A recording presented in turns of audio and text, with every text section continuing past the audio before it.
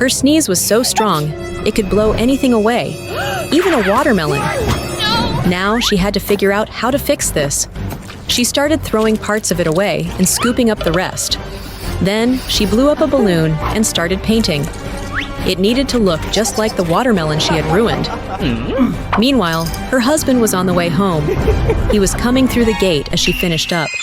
She quickly ran and put it on the table. Of course, he was ready to eat. But then as soon as he touched it, it popped.